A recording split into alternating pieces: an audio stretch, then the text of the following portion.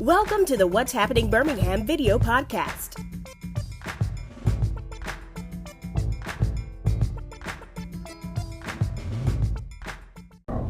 Hello everyone, this is Jarvis Escott with What's Happening Birmingham. Today I'm here with, well, I want to say officer, but I'm going to say attorney Truman Fitzgerald. Birmingham, you know this face. Typically when you've seen this face, you probably think something has happened in Birmingham. Oh my goodness. Someone has went to meet their maker, and he's the one to announce it, unfortunately. But he's here today in his capacity as an attorney. So first of all, I want to start off, thank you for coming on today, brother. Thank you, Jarvis. Great. He did a Instagram live a couple weeks ago before this interview. And I said, you know something? I messaged him. I said, I'm going to get him to sit down for an interview. You sure did. Because the first thing I'm thinking in my head, I'm about to ask him is, so you can arrest me and defend me at the same time? Not quite. Okay. Because I cannot take any cases in the city of Birmingham. Woo! Y'all just know that. But for some of you all, a lot of you all do a lot of stuff outside Birmingham, so this is your man right here. And we all know how those over-the-mountain police agencies are. Yes. So I guess the first start off, just tell me your transition to why you want to become an attorney. When I was studying to become a police officer while I was at UAB back in 2010. Okay. I took a legal course. Okay. It was called Judicial Process in America. Okay. And I fell in love with law. Okay. And I knew then that I had an interest in law, but I didn't have a bachelor's degree. Okay. And I knew to get a law degree, I had to finish my bachelor's degree. Okay. And I was taking the scenic route at UAB. Okay. I started in 2008. I didn't graduate until 2016. Oh man, you was on 8 years ago. It took me 5 years to get out of UAB because I didn't want to do summertime. I took the scenic route. Okay. But part of that motivation that made me complete my bachelor's degree was I wanted to go to law school. Okay. And I knew that if I didn't have my bachelor's degree, I wasn't going to be able to go to law school. So I've been in love with law since the first class that I took. And as a police officer, we take legal exams throughout the police academy. And I knew right then when I took the legal exam that this was something that I wanted to do forever. And I set a goal that I wanted to become an attorney. I applied for Birmingham School of Law, got accepted, went to Birmingham School of Law from 2017 to 2020. Sat for the bar exam in February 2021, and by the grace of God, I passed that bar exam, and I am a licensed attorney. Okay. Well, and I wanted to bring Attorney Fitzgerald on today because I like to walk through scenarios and his legal opinion. So, first scenario, obvious scenario, I just got arrested. What do I do next? I'm not going to say what I did to get arrested, but I'm arrested. I would say the first thing you do once you've been arrested, do not talk. Okay. Stop talking. This is a major issue that I have faced personally in my legal practice and that I've seen other attorneys face. If you've been arrested, do not talk to anyone but your attorney. And I say that as advice, not trying to go against the system, but you are not at your best mentally when you've been arrested. You've endured a traumatic situation, you're upset, you're frustrated, you are not going to be at your best. There's no benefit in talking unless you're talking to your attorney. So first things first, don't talk.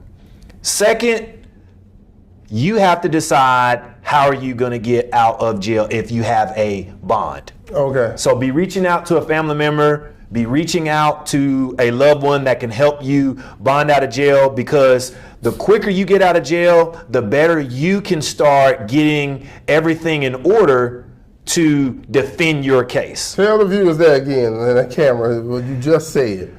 The first step after you've been arrested is deciding who are you going to call to help you get out of jail. Because as a criminal defense attorney, you are better as a teammate to help your attorney outside of jail. In certain offenses, you're given a bond, so you're gonna be allowed to bail yourself out once you make that bond, but you have to decide who's gonna help you get that process going. And you would be surprised how many people just don't have that person to go to help them get out of jail. And another scenario while we sitting here thinking, you went through a lot of this last year, gonna put your officer hat on, is a lot of things that happened in the city of Birmingham last year. The reason why there was a lot of the big H words that happened, everybody know what the H's is that it was domestic disputes.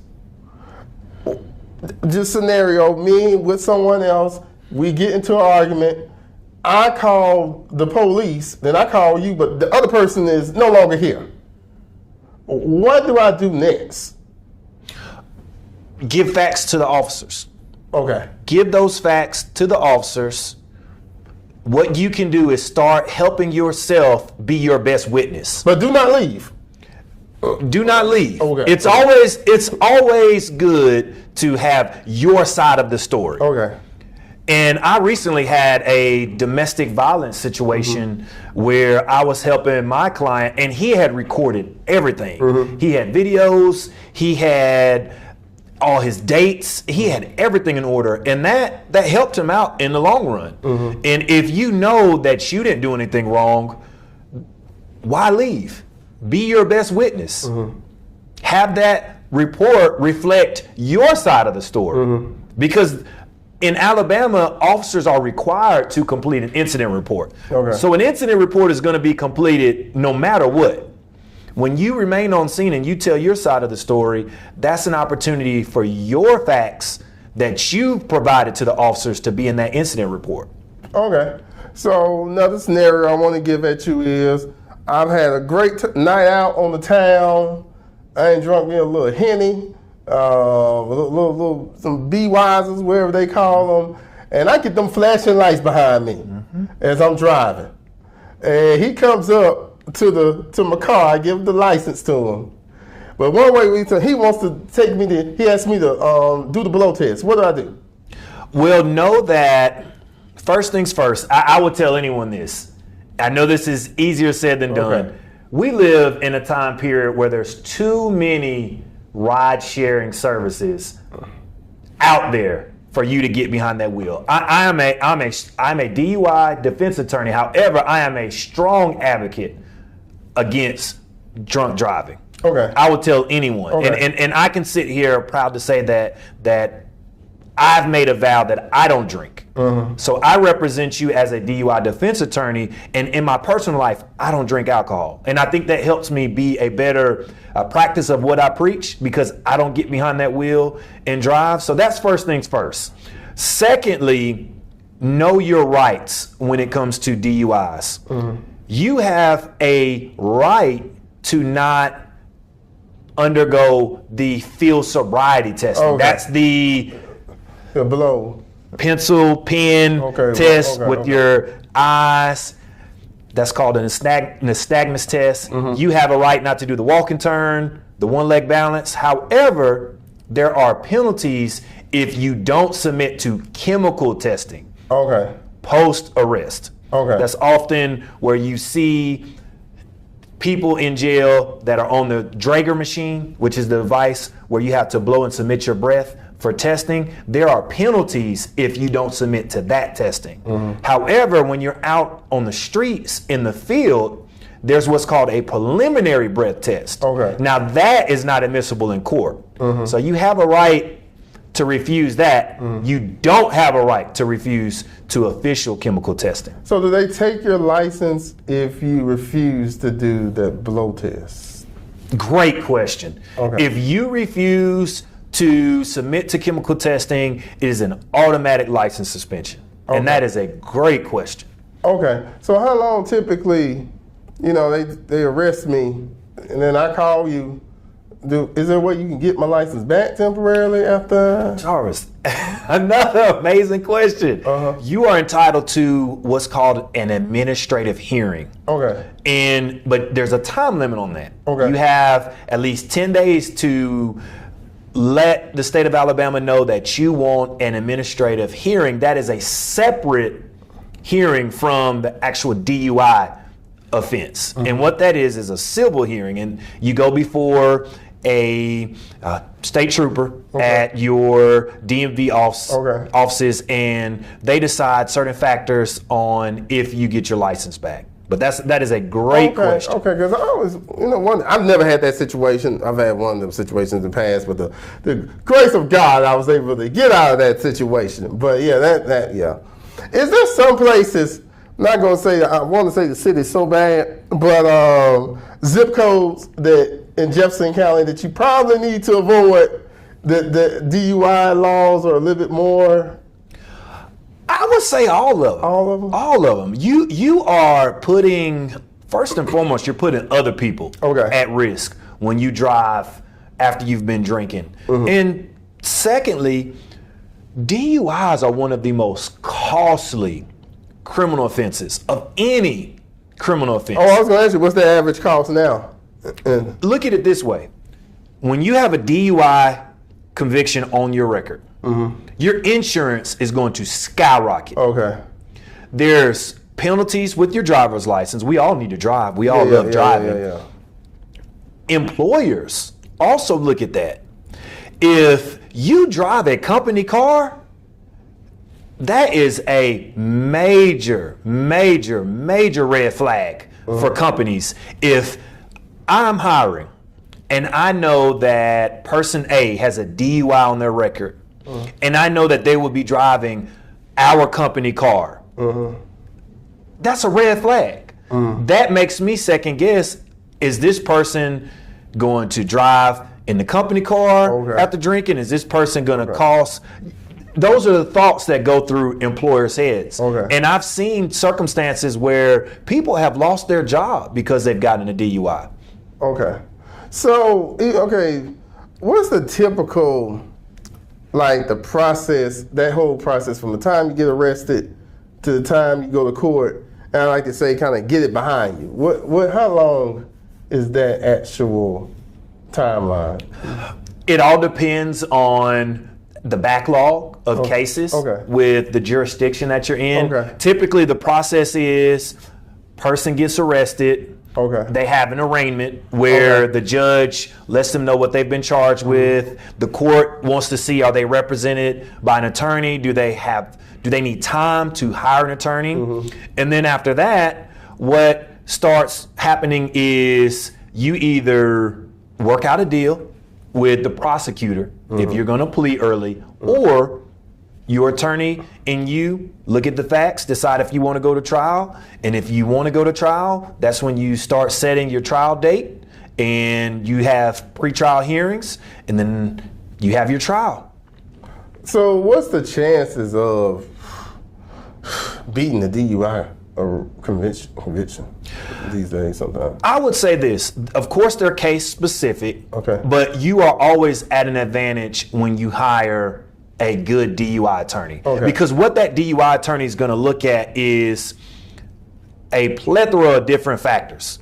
Did the officer have probable cause to stop you to begin with? Okay. Because anytime you are stopped on a traffic stop, that's an automatic activation of your Fourth Amendment rights. Okay.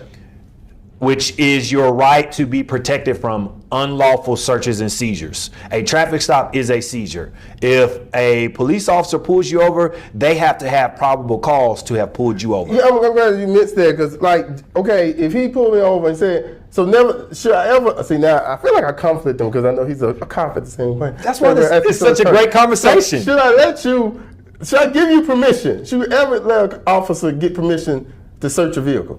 Consent is one of the weakest exceptions to the Fourth Amendment. There's two ways that the government can search you or your property. Okay.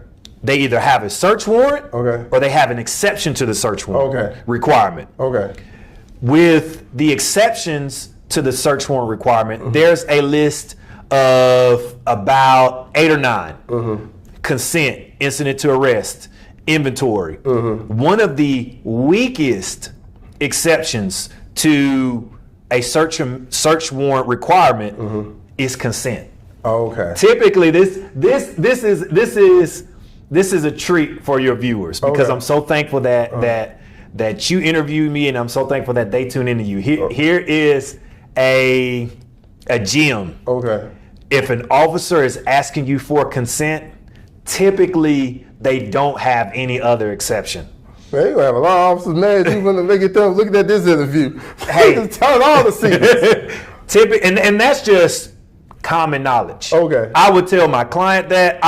That's just from citizen to citizen. Okay. Because here's how I think as an officer, and I will share this with you from police officer Truman. I'm not asking you for consent because I've either had an exception to that search warrant requirement or something has taken place that has given me probable cause to search your car. If I'm having to ask you for consent, typically I don't have anything else. So I'm just fishing. I'm just fishing. Oh wow, I'm just fishing. You have the right to refuse a consent to search. That is your constitutional right. Okay. You have a right to refuse. Man, that's something. You know, something else come in my head while I'm sitting thinking. Let's wrap up. Can I say something real quick, Jarvis? That's important with safety. Yeah. Two things. If a law enforcement officer asks you to step out of your car, step out of your car. Don't fight. A law enforcement officer does not have to have reasonable suspicion or probable cause to ask you to exit your car. Okay. That is Supreme Court case law. Second, if you feel that an officer has violated your rights and has asked you to step out the car and they're trying to search your car, let them search your car. Do not fight. Your personal safety is the number one most important thing that you are protecting. Let us as attorneys deal with the legal side. Your number one priority on a traffic stop, and I'll say this to the officer's number one priority on a traffic stop is to make sure that everyone is safe and everyone goes home safe. Let your attorney fight that legal battle. We're losing too many sisters and brothers in police interactions when the argument should be for the attorneys to fight, not for the citizen on the side of the road or on the interstate or in a house. Let the attorneys fight the legal battles. So when they turn on the camera and want to go like Facebook Live, does that kind of like, you know, do you advise your clients? Do you advise your clients to record their interaction with officers? I would say this. Know that in today's world, the average police officer has a body camera. Okay. And two, when someone records, naturally, I think they're trying to, I wouldn't say that they're being theatrical, but what they end up doing is they showcase their wrongs. Okay. And the issue is judges are people, jurors are people. If they see your actions didn't line up to what you are accusing the officer of and you added to your problems, that's going to work against you.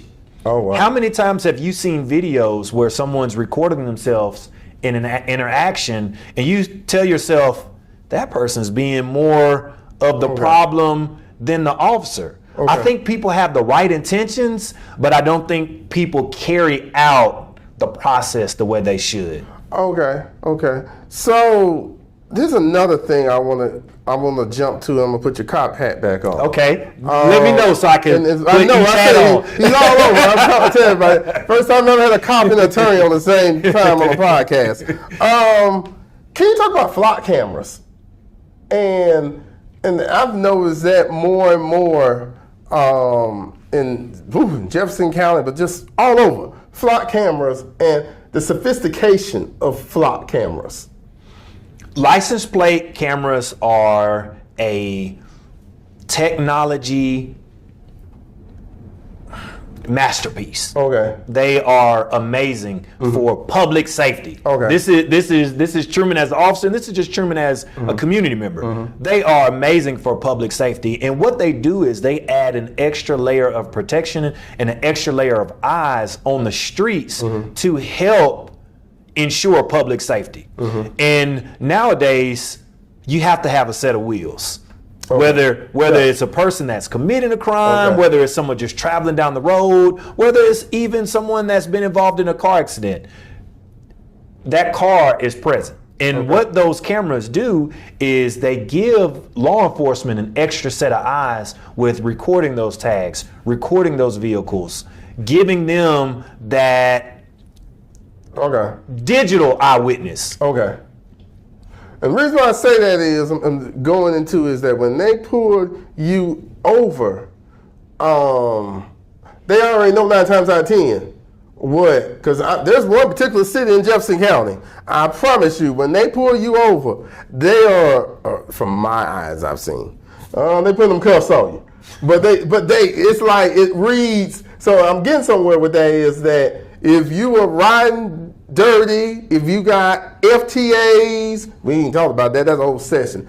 FTA warrants, it automatically kicks the database and they know from that license plate. Law enforcement will know. Because the system that law enforcement is using is a national system. And once an arrest warrant has been entered in that system, that's public knowledge to every law enforcement officer. And also, don't necessarily look at those cameras as just big sister or big brothers watching. They have helped in other public safety issues. One in particular are missing persons issues.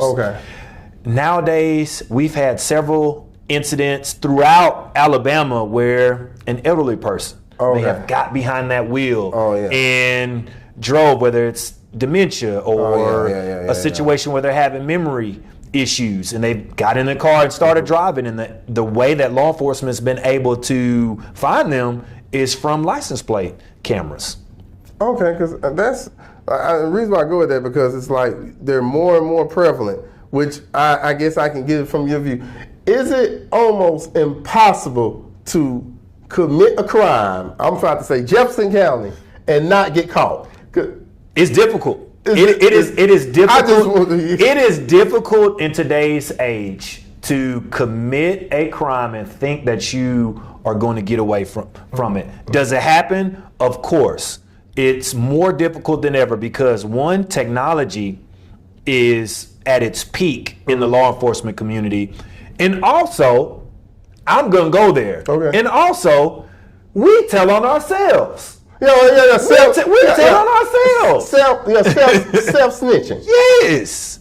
We do the state of Alabama's job for them. We tell on ourselves. We record everything. We text our buddies. It's almost like a badge of honor. So how long do they keep text message records? You need to understand that just because you hit delete on your phone, that text message is not going away. There are ways for law enforcement, there's ways for the government to recover those text messages. Even if I smash the phone, take out the SIM card? It's entered the cloud. So, man, that's just came on top of my head on that. I'm gonna switch to another area real quick. Say if I hire you and I say, Attorney Fitzgerald, I think I'm under investigation. I get a call from the district attorney that I need to go there and I need to talk to him. Maybe it may be drug situation, maybe other investigation crimes. How do you walk clients through those types of situations? It's important that you took the best step, which was you reached out to an attorney. It is always best, if you are ever at odds of what you should do when interacting with the criminal justice system, reach out to an attorney. Know your rights. Know what you are facing. And what I would do is, one, I would assess your case based on the facts that you've provided me. I would use my own judgment. Okay, this is the options that the state would have against Jarvis. And I would be in a position to advise you on what helps you in the long run. Because in the criminal justice field, your decisions today, on this very day, on September 18th, could affect you and hurt you if you had a trial or a court case a year or two from now.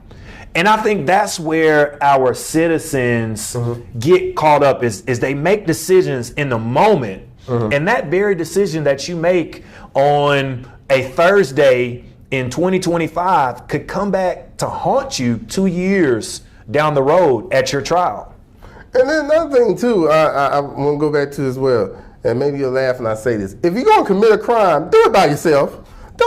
Do not do it with gangs of individuals. Because just tell people what happens when you do it with individuals and you both all get arrested for crimes. Nobody's your friend out here.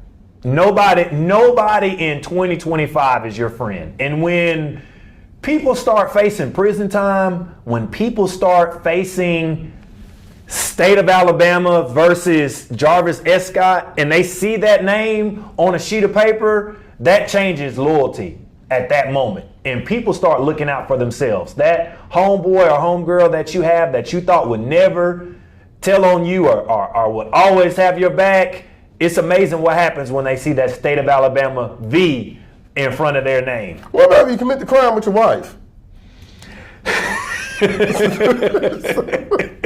She can't tell on you. Is it somewhere that says like that, your wife can't testify against you, or what? There is a marital communication privilege. Okay. That if certain communications happen and there's no third party and it was a private conversation, that she cannot be forced to testify against you. Okay. However, don't tell my wife this. I'm not banking my future. I'm not banking my freedom on anybody. Okay, I mean, like, I'm just thinking to myself, it's like, okay, she gonna she gonna commit the crime. I'm not telling y'all to go out here and commit crime. Jarvis, she may be mad at me that day at trial for not taking the trash out. And she may testify against me because I didn't take the trash out. Don't put your freedom and your fate in anyone's hands. How long can the feds investigate you? As long as they want, as long as that statute of limitations didn't run out.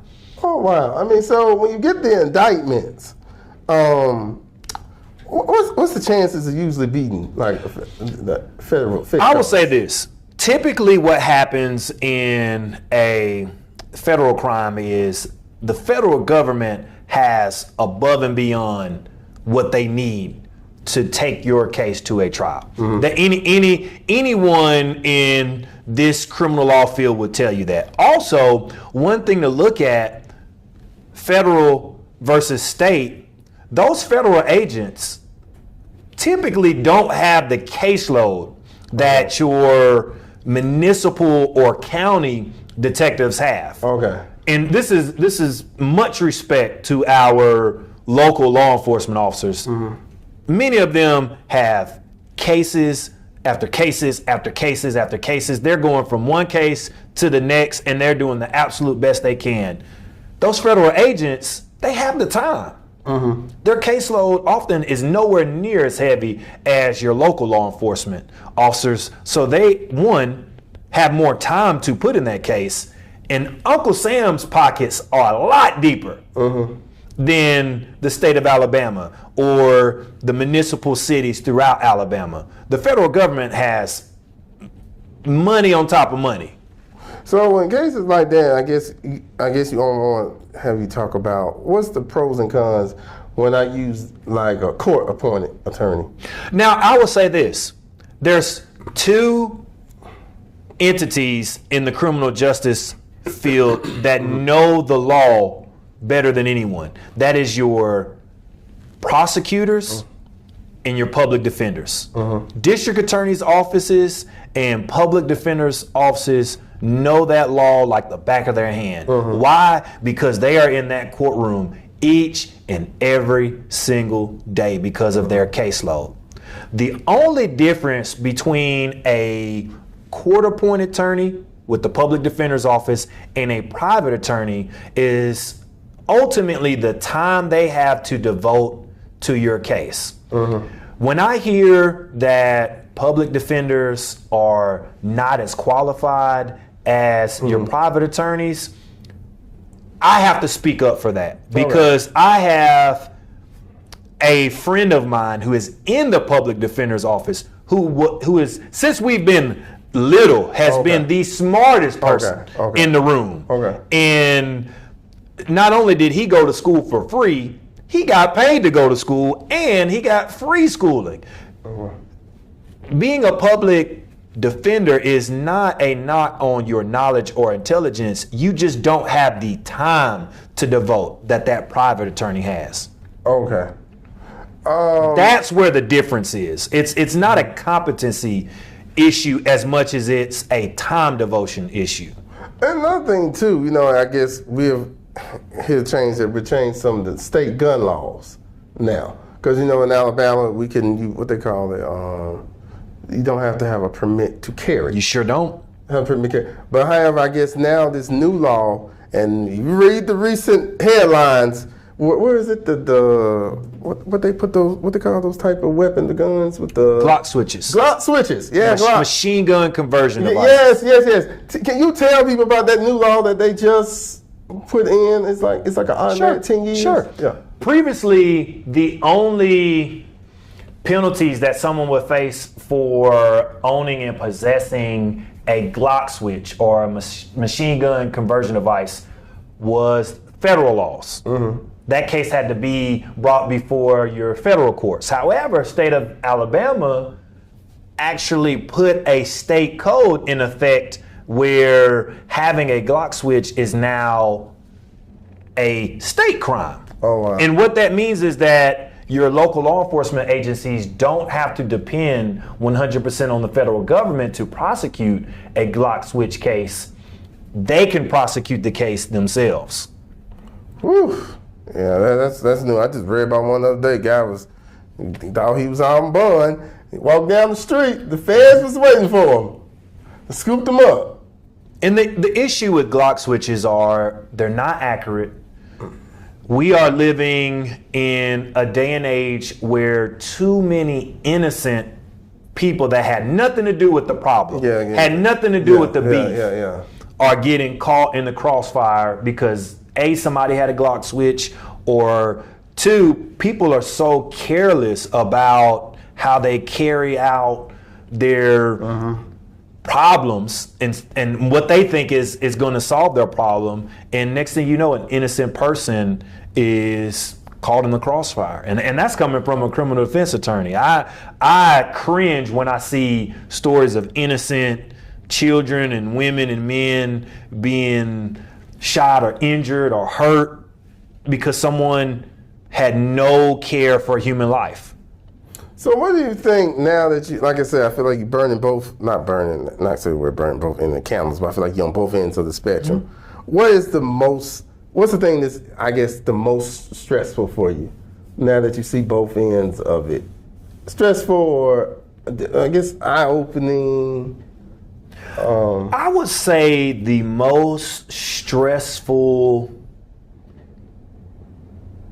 scenario that I face as a police officer and as a criminal defense attorney is when we as women and men do not see our fellow sister and brother as humans.